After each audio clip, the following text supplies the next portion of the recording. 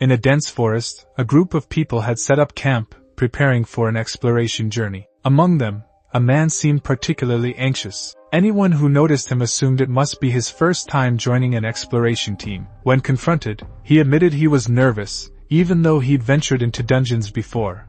This journey felt entirely different. The man explained that their destination was an area untouched for over a century. The region was bound to harbor ancient monsters. Despite the warning, he dismissed the concern, pointing out that they had a martial arts master from the prestigious Li clan, a brother to the clan's patriarch, among them. The man's gaze then shifted to Li Chiol, the protagonist of our story. He sneered, labeling Li Chiol as an illegitimate child who was banished from the clan for his weakness. He continued, stating that Li Chiol was only at the 7th martial level, lacked talent, and wasn't someone anyone should rely on. At that moment, a masked figure appeared before Li Chiol. They were members of the Shadow Squad, reporting that it was time to move. Li Chiol looked at the man briefly, sighed, and gave the order to proceed. As they departed, Li Chiol reflected on the Shadow Squad's loyalty to his family. Their duty was to protect him during this expedition, yet he couldn't shake off the bad feeling lingering in his heart. It had been a long time since he last felt a glimmer of hope,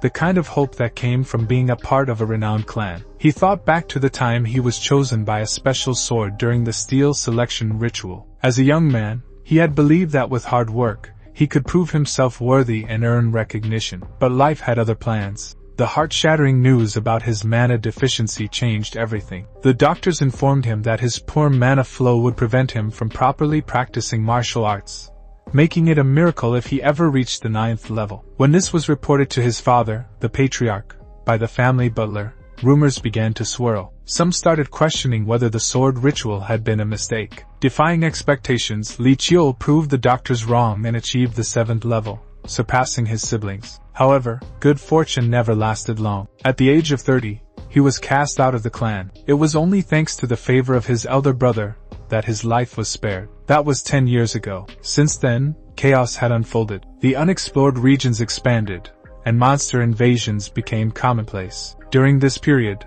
Li Chiol lived a lowly existence until he came across startling news.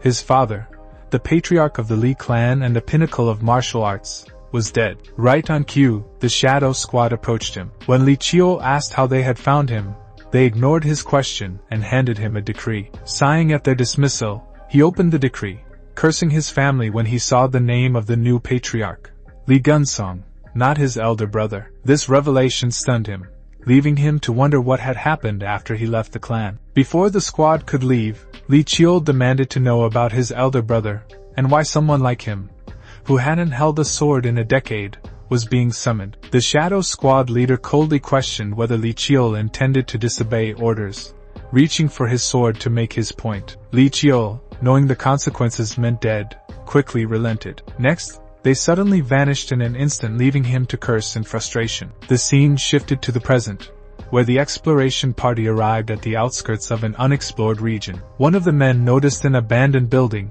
and wondered how it could exist in such a remote place. A Shadow Squad member informed Li Chiol that they were heading inside. As they cautiously entered the building, they were greeted by a massive skull and decaying remains. One of the men exclaimed in awe, wondering if it belonged to an ancient creature. At the same time, the eyes of a Shadow Squad member gleamed with resolve. Without warning, he ordered his squad to begin. Before anyone could react, the man who had spoken earlier was brutally decapitated. Chaos erupted as shock and horror spread among the group.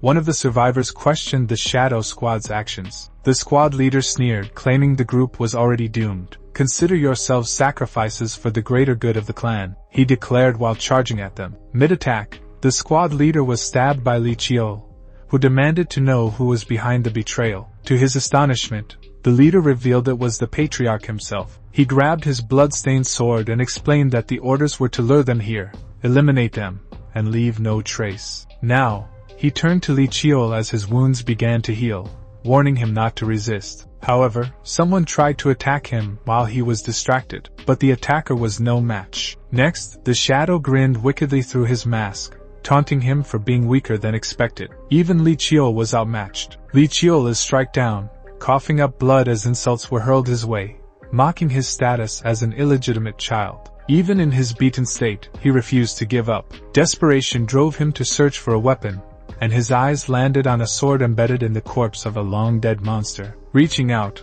he pleaded inwardly, hoping the sword would possess special powers. However, when he grasped the weapon, he was dumbfounded. The sword was broken and emitted a dark ether. Puzzled, he barely had time to process this when the Shadow Squad leader taunted him again, berating him as unworthy of the Li clan name. As defeat seemed inevitable, Li Qiu's thoughts turned bitter. He cursed the heavens, reflecting on a life filled with struggles and failures. His will burned fiercely, wishing for a second chance. The broken sword began to disintegrate, and in the darkness, he heard faint voices, one of them belonging to his father, the Li Jie-shin and the patriarch of their clan. Suddenly, he saw his father and the butler, both appearing younger than he remembered. Bewildered, he tried to reach out, only to realize that his hands were no longer his old, weathered ones. In that moment, it became clear.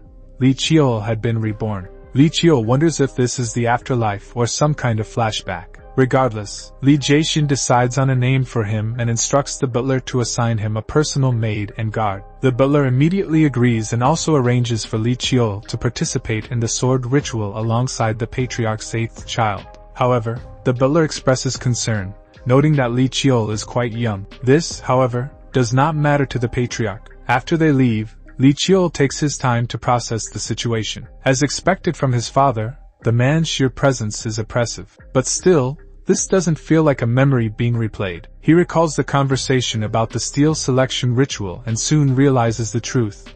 He has been regressed to the past. Months pass, and the clan's special day arrives. The steel selection ritual. On this day, the children of the clan display their talents, chosen by a weapon. Li Qiu's father, in his time, had been chosen by swords and became the greatest sword master of his era. His brother, on the other hand, had been chosen by a sword, tome, and staff, becoming both a priest and a swordsman. Today, it is Li Qiu's turn. However, he feels uncomfortable in the ritual attire. His maid, Moon, cheerfully compliments him, noting that he isn't crying and affirming that he will achieve great results. She assures him of a bright future, which brings him some comfort. He recalls the time when she was kicked out of the manor due to his brother's hatred. She had been the only person to stand by him, and this time, he promises never to let such an event occur again. Li Qiu is determined to protect her at all costs. Their affectionate moment is interrupted by another maid, who informs Moon that the preparations are ready. It is time to depart. At the same time, the butler informs the patriarch. Soon, all the maids and children follow the patriarch to the ritual ground, or rather, the ritual arena, packed with clan members. It doesn't take long for Li Qiu to become the topic of discussion. Many question the legitimacy of an illegitimate child participating in the ritual. Amidst the murmurs, we are introduced to the prominent figures of the Li clan. The patriarch's esteemed first child, Mianzheng, notes that Li Qiu looks young, not remembering that they themselves participated at his age. The third son, who despises Li Qiu the most, shares his disdainful opinion. However, the patriarch silences the crowd by loudly declaring the start of the ritual. The first child presented forward is Li Hua, the patriarch's 8th child and a cute little girl. He reaches for a knife, looking confused, as the patriarch makes a gentle cut on her hand. She cries out loudly, but at the same time, her mana forms a connection with the ivory sword, a masterpiece that hasn't responded to children for generations. With the sword in hand, the patriarch declares her the rightful owner. Meanwhile, some ladies flatter the matriarch, another big shot of the Li clan, Baek Weian, congratulating her on the new talent added to the clan. The matriarch graciously thanks them in return. Next, it is Li Qiu's turn. The murmurs grow louder as people question the right of an illegitimate child to participate. Despite this, Li Qiu remains calm as he is placed on the altar. The cut is made, and he feels only a faint sting. His father notes he was proud of him, leaves him wide-eyed. In his past life, Li Qiu had been chosen by the Clear Echo, a heavenly grade sword. But in this life, he hopes for something even greater, something that will allow him to change his fate. On the other side, Li Jaehong, our boy's uncle, notices the sudden change in the matriarch's expression, realizing that she's in a bad mood because of our boy. For some reason, also thinking that a pitiful fate lies ahead for him. It's incredibly difficult to survive in the Li clan as an illegitimate child. Suddenly, an old man appears, noticing Jaehong's interest in our boy. This sinister old man is none other than Li Qiujung,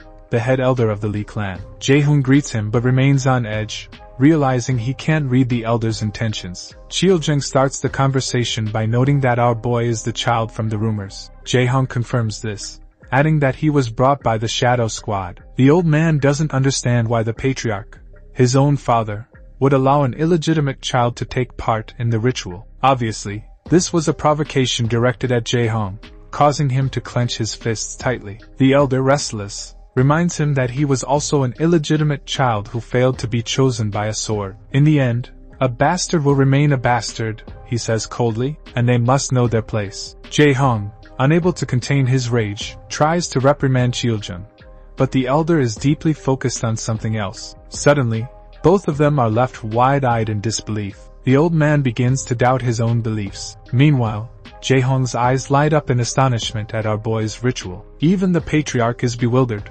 unable to believe what he's witnessing. Our boy's mana lights up the entire arena, from the master-crafted spear and blade to the divine relic sword and crossbow.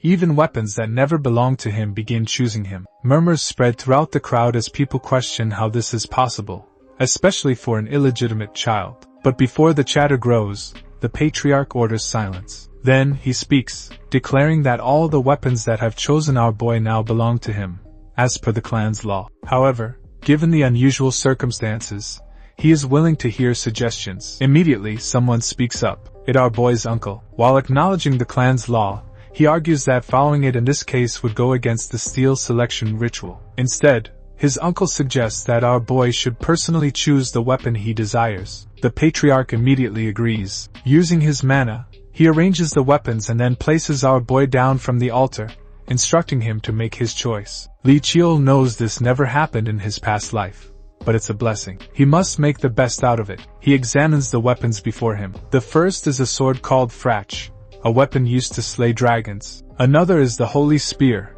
forged from a saint's body. There are many great weapons to choose from, but none of them matter to him. Immediately, the patriarch is stunned by the weapon our boy chooses. Recognizing it instantly, he is left in shock. This is the sword of their founder, found in the unexplored lands. A sword that not even their ancestors were chosen by. A sword of countless mysteries, the Black Twilight. A heavenly grade weapon, stored alongside other relics as a symbol of the clan's history. The patriarch doesn't know if this is simply the meaningless choice of a newborn, or if it's another divine phenomenon. However, he loudly announces, the Black Twilight has chosen him. The ritual is over. Meanwhile, the matriarch is clearly furious. To her, our boy is nothing but a nuisance, and if he dares to get in her way, she won't hesitate to get rid of him. Let's skip to 9 years after. Our boy calls for his nanny, informing her that he's heading out. She decides to accompany him, but he insists that he can manage on his own. However, Moon is more concerned about why he keeps training in Zone 1 rather than exploring other zones. He simply replies that someone is waiting for him there,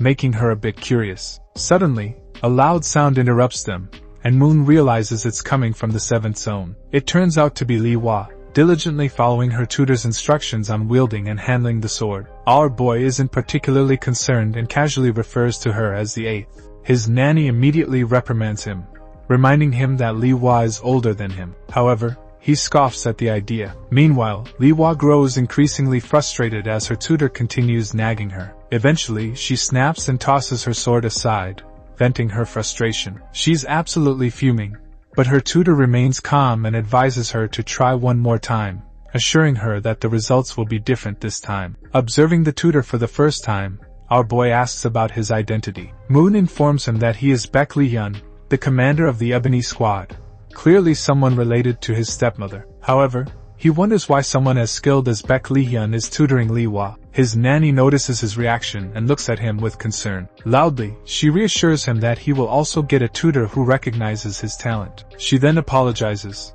feeling guilty for being incompetent and unable to take proper care of him. But he simply dismissed her concern, telling her that she is more than enough. He adds that he doesn't like people like Baek Lee-hyun, those who only come because of the Lee clan's prestige. Besides, he already has plenty of good teachers. The scene changed to Training Zone 1. Inside the first training zone, Lee Cheol notes that this place is more symbolic of the clan's history than an actual training ground. But there's a particular reason he chooses to train here. Unlike the other zones, this place holds much older weapons. Just then, he finds the sword he needs and decides to train with it for the day. With that, he begins reflecting on the sudden changes he noticed after his regression. When he closes his eyes and focuses, a dark aura emits from his body and surrounds the sword. When he opens his eyes, he explains the source of this change, his ability to read the memories of the swords he wields. The older the weapon, the stronger the memories. These memories are tied to the wielder's attachment to the weapon, which allows him to train without any external aid. Following the movements embedded in the sword's memory, he performs the first form of the 7 stars sword technique, Crimson Wind. A joyful expression spreads across his face as he successfully completes the first form. However, a voice suddenly interrupts him, complimenting his skill. It's been a while since he has seen a perfect 7 stars form, the voice remarks. The one speaking is his uncle, Lee Jae-hong, a 4th-rank martial arts master, and now the esteemed general of the Lee clan. Despite being an illegitimate child like our boy, Lee Jae-hong was the only one who sincerely looked after him in his past life. Lee Cheo lowers his head in greeting, but his uncle chuckles, telling him there's no need to be so formal. Lee Jae-hong then praises his diligence in training every day and expresses how proud he was, even though he knows it must be difficult for him, considering the discrimination he faces from his siblings. Still, he hopes our boy will overcome it. Lee Cheo, however, replies that he's fine. He is, after all, a part of the Lee clan, and he must prove himself with the sword. Feeling determined, he reassures his uncle that he will do it despite his low strength. But Lee Jae-hong sighs in disappointment, wondering why fate made his nephew an illegitimate child. Switching topics, he brings up Lee Cheol's naming ceremony, commenting that it has been delayed for too long. He then expresses his desire to become our boy's tutor for the upcoming ceremony. However, Lee Cheol instantly rejects the offer without even thinking. His uncle is shocked. He asks if it's because he isn't suitable, or if Lee Cheol dislikes him, but that isn't the case. Instead, Lee Cheol simply cites the clan rules. But Lee Jae-hong knows that his siblings are already breaking those rules, so there's no harm in adjusting them slightly. However, our boy immediately reassures him that rules shouldn't be broken. As he previously stated, he will prove himself with his own strength. At that moment, his uncle realizes how much Lee Cheol resembles his brother. Their eyes are the same. Sighing in defeat, Lee Jae-hong acknowledges that his nephew is just as stubborn as his father. He pats Lee Cheol's head and resigns himself to the fact that he can't change his mind. Still, he asks if there's anything Lee Cheol needs. Our boy's eyes light up as he has been waiting for this opportunity. With a sly smile, he decides to make a request. Lee Jae-hong is curious, maybe even a little excited. But then, his eyes widen in shock as Lee Cheol requests access to the underground section of the secret warehouse, something he absolutely shouldn't know about. In the next chapter, we see the warehouse. The security personnel politely asked for identification and the purpose of their visit. Lee Cheol's uncle immediately introduced himself, explaining that he was there for an inventory checkup. As for the little one behind him, he was just on a field trip. After confirming their identities, the guard urged them to enter. While driving inside, our boy decided to play the role of a curious kid. His uncle quickly noticed his curiosity. In response, our boy stated that this warehouse was where the clan stored its weapons, also the very place where he could find the weapon he was looking for. Inside, the warehouse held weapons beyond imagination. Every type of weapon could be found here. He played his role perfectly. Next, his uncle led him to the basement, where all the weapons were kept. Meanwhile, he asked about a monster-level weapon that devoured its wielder, causing his uncle to caution him. Further trying to scare him, his uncle warned of the dangers. However, when he asked if our boy was afraid, he claimed he wasn't. His uncle reassured him that such places were off limits anyway, then advised him to take a look around as he left. Our boy affirmed with a yes, waving as the elevator doors closed. As soon as he was alone, he let out a small sigh of relief. It had been difficult to keep up the act. Finally, he arrived at the basement, known in his previous life as the Graveyard of Weapons. His sole purpose for coming here? To find one specific weapon, a dagger called Boundless. In his past life, Boundless was discovered by his brother, the third son, Lee Gunsong. With its ability to change form when infused with mana, the dagger earned him the nickname Ever-Changing. That weapon was likely the reason he became the patriarch instead of the eldest son, ultimately leading to our boy's death in his previous life. This time, things would be different. Determined to change his fate, he decided to use Dark Ether to locate Boundless. He was certain he would obtain it before Lee Gunsong, but after searching for an hour, checking every dagger, he still hadn't found it. Even so, he refused to give up. He was sure the dagger was here. Just then, his eyes caught sight of a dagger falling from a table. It was old and rusty. Curious, he reached for it, wondering why it was in such poor condition. At that moment, his dark ether reacted. The dagger absorbed it. Suddenly, his vision became blurry. The next thing he knew, he was in a strange place. The ground was littered with ruins, evidence of a battle long past. Where was he? Why did this dagger's memories feel different from other weapons? Just then, an ominous presence sent chills down his spine. When he turned around, he froze. A pair of massive, terrifying eyes stared back at him. Instantly, he recognized it. A disaster-level monster. One that had emerged from a blue hole. A catastrophe that had once wiped out an entire civilization. His body trembled. The sheer presence of the creature made him feel like he might die. His instincts screamed at him to run, but his legs refused to move. Then, out of nowhere, a figure appeared behind him. Before he could even process what was happening, the person charged toward the monster, leaping into the air with terrifying speed. Channeling mana into his blade, the warrior confronted the beast head-on. Li Chiol's eyes widened. He recognized that strike. It was a technique capable of slicing through enemies, the split demon. The moment the attack landed, an explosion erupted. As the dust settled, our boy stared in disbelief. It was almost like he recognized that person. Then, as if sensing his gaze, the warrior turned to face him. "Who are you?" he asked. Li Chiol's breath itched. He could see him. The warrior started approaching. "Where did you come from?" he questioned again. Our boy remained silent. The warrior's eyes darkened. Seeing no response, he raised his sword. "This is an act of mercy," he said,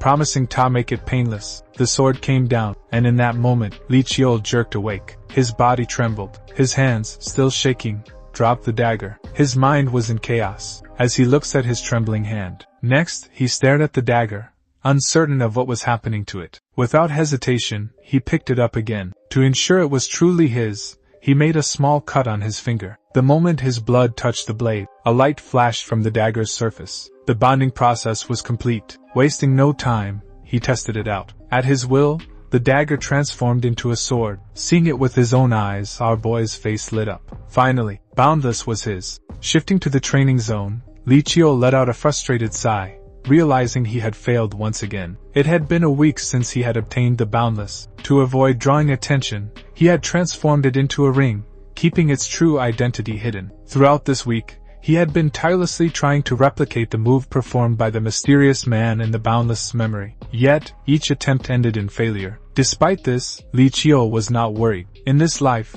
he didn't feel the same pressure to rush. Reflecting on his past life, he recalled how even the basic clan sword techniques had been denied to him as an illegitimate child. He had never imagined glimpsing an advanced technique before. That memory fueled his confidence.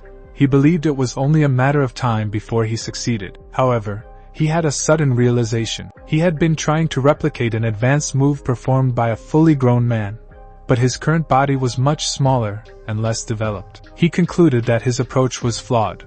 He needed to adapt the technique to his body, moving naturally and slowly instead of forcing it. Closing his eyes, he focused, aligning himself with the sword to make it feel like an extension of his body. Then, with renewed determination, he unleashed the split demon strike. The ground beneath him shook as a crater formed from the impact. Joy washed over him as he realized he was beginning to grasp the technique. But now he faced a new challenge, controlling and utilizing his mana effectively. Despite his attempts, he felt as though something was missing. Unbeknownst to him, someone was observing his training from a distance. As he prepared to strike again, a hand suddenly grabbed his sword mid-swing, leaving him bewildered. Turning, he found himself face to face with a woman. She asked, in an even tone, where he had learned the sword technique. Li Chiol quickly deduced from her eyes and distinct features that she was a direct descendant of the clan, yet he questioned her identity. Amused, she expressed mild surprise that he didn't recognize her,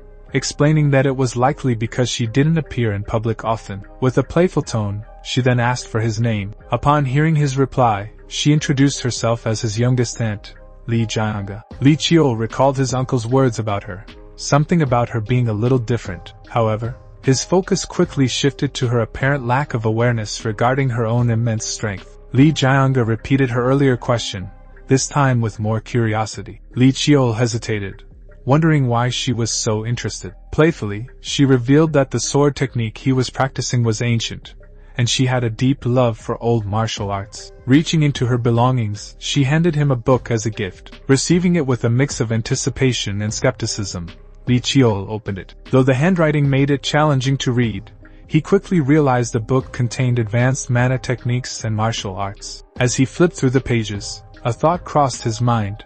The rumors about her were lies. Spotting something intriguing, he was about to delve deeper when Li Jianga chimed in, explaining that the section he was reading focused on mana techniques utilizing meridians as a foundation. She elaborated further, describing how, in the past, people channeled mana through their meridians, an approach considered outdated and garbage by modern standards, which favored storing mana in the heart as a mana circle. Li Qiol was astonished. He had never encountered such information before. Jianga argued passionately that the old method, despite being dismissed, was more efficient for amplifying and utilizing mana. It was also the key to mastering techniques like the one he had witnessed in the Boundless Memory. An idea struck him immediately. Handing the book back to Jianga, he decided to test the split demon strike once more.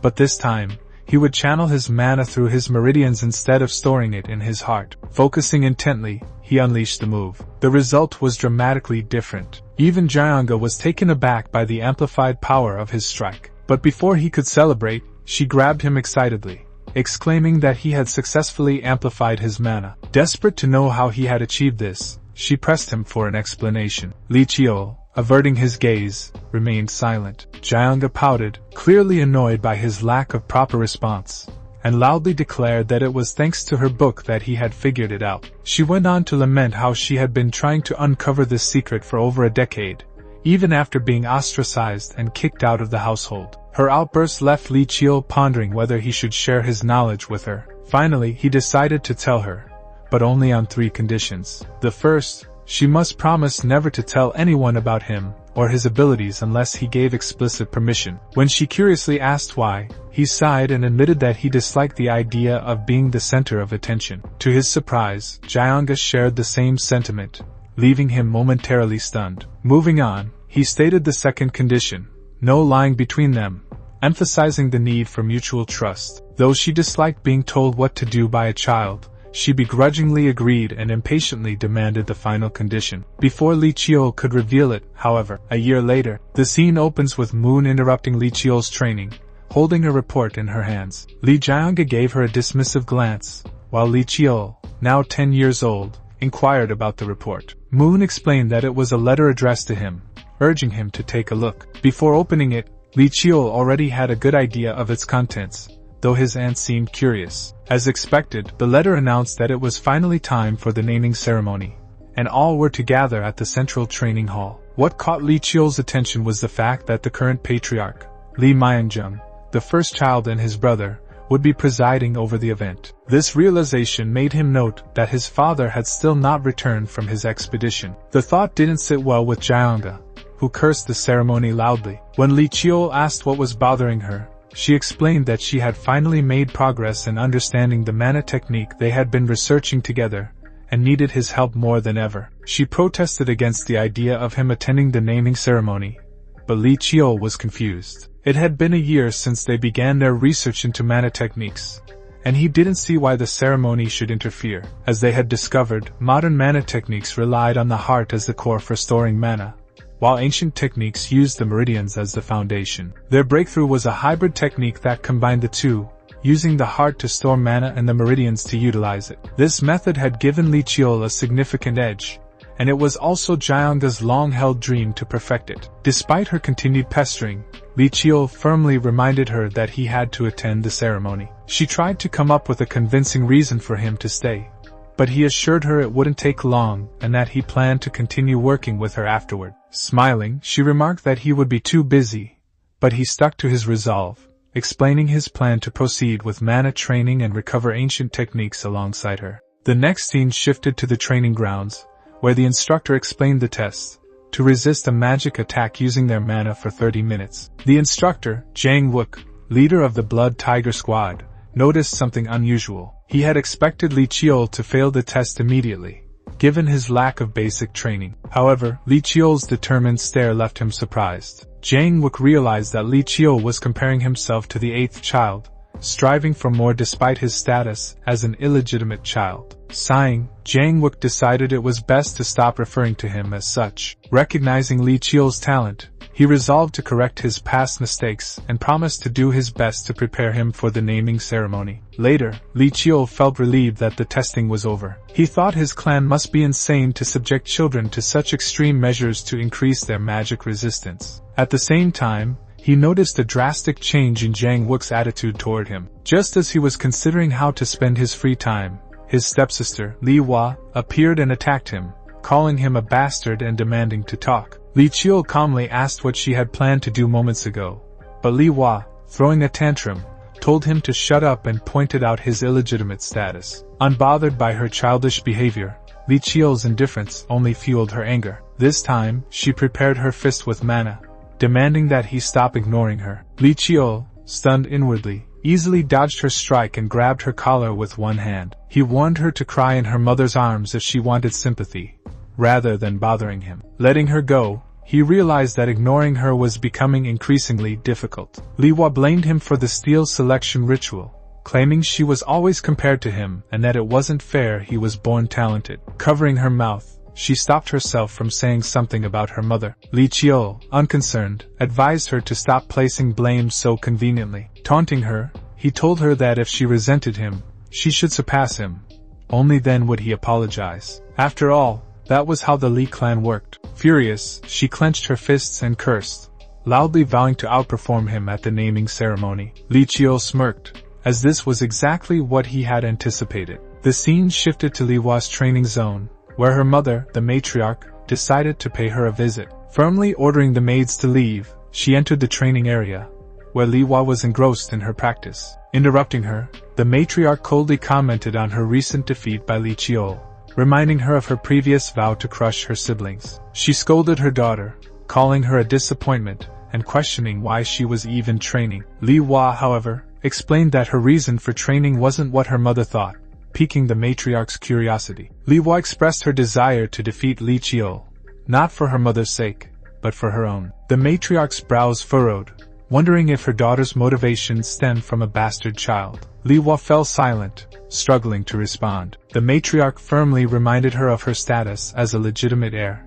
emphasizing the difference in their family roles. Rather than encouraging her daughter's motivation, she handed her a vial of potion. Explaining that it was a lethal poison called Transdream, she advised her daughter to trample Li Qiu if she couldn't surpass him. That's the way of the family, she concluded coldly. Now that's some parenting. The chapter opens in Li Qiu's dormitory, where his personal maid is staring at a report in disbelief. She is amazed by the data. Li Qiu has achieved an A rank in mana arts, weapon arts, and written exams. Expressing her relief, she remarks how little she has done to support him, yet he continues to excel. Li Qiu, trying to downplay his achievements, brushes it off casually. At that moment, his aunt, Li Jianga, bursts in unannounced, brimming with excitement. She insists on training together, despite Li Qiu's protest that he was already done for the day. Flexing her weak arm, she claims that training mana arts helps reduce fatigue. Li Qiu feels awkward about her bold statement, as she tries to steer the conversation in another direction. Sensing an opportunity, Li Qiu decides to show her something. Intrigued, Li Jianga stares him, her curiosity growing. The next moment, her eyes widened, her mouth widened, as she realizes that Li Qiu has obtained his first star. The narrator steps in to explain the mana art process. The first stage, known as the Iron Body, requires cultivating a strong and resilient body. The second stage, the Qigong stage, involves changing the nature of one's mana into fire, lightning, nature, and so on. The third and final stage, the ability stage, allows a person to use mana to demonstrate supernatural abilities. However, thanks to Li Qiu's hybrid technique, combining mana from the heart and meridians, he has already achieved results typically seen in the third stage while still in the first. This prompts Li Jianga to divide the stages into stars instead. Li Jianga expresses her amazement, noting that achieving his first star should have taken more than a year. Li Qiu humbly explains how difficult it had been to practice her mana techniques, recounting near-disastrous experiences. He adds that he discovered his body must act as a vehicle for mana, a realization that fascinates his aunt. Reflecting on his words, she becomes more confident that she can master the technique herself with more time. Li Qiu, however, silently acknowledges that he had been a test subject for her theories all along. Despite this, Jianga joyfully calls him her lucky baby, tightly hugging him while he tries to escape her grip. For a moment, he genuinely fears for his life. She urges him to aim for 2 stars next, though Li Qiu remains skeptical, pointing out that their method is fundamentally different from traditional mana arts. When she asks what he is most talented at, Li Qiu hesitates, almost mentioning swordsmanship. Before he can answer, Jianga cuts him off, admitting that she has watched him train with the sword but found it boring. She believes he has a talent far greater than swordsmanship. Stunned by this revelation, Li Qiu begins to consider that he might indeed be more gifted in mana arts. Jianga provides her analysis, noting that no one else has been able to perform her mana techniques. This reminds Li Qiu of the ridicule he endured in his past life for being unable to use mana. Jianga predicts that reaching 2 stars will not be challenging. She assures him that at his current pace, the naming ceremony will be a breeze. From now on, she decides she will teach him proper techniques. Li Qiu, noticing a box behind her, asks about it. Before she can explain,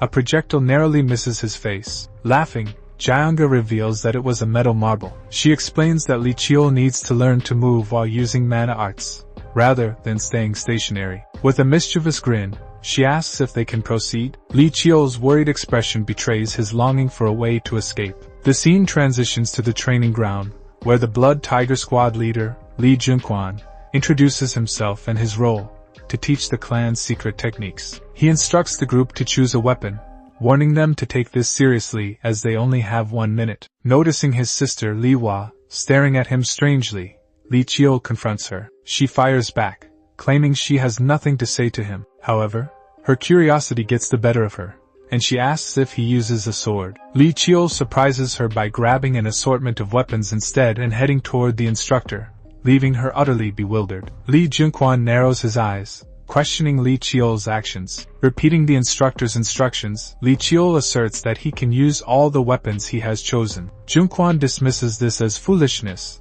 convinced that Li Qiu is not only unwise but downright ridiculous. Despite this, he decides to proceed, reminding the group that his duty is solely to teach the clan's secret techniques, not postures or skills. He explains that the clan's secret arts, known as enlightenment, require a profound understanding of the basics. To master these techniques, one must awaken the 6th sense inherent in the Li clan's bloodline. Taking his stance, Junquan advises them to take their time. Li Qiu remains on high alert, while Li Hua watches cautiously, wondering what Junquan plans to do. Before Li Qiu can warn her to prepare herself, Junquan is already upon him. Reacting quickly, Li Qiu manages to deflect the attack but is sent flying. Junquan, intrigued, commends him for blocking the strike. Gritting his teeth, Li Qiu reflects on the process he endured in his past life. Though he had been denied proper training before, he charges forward, determined to change his fate in this life.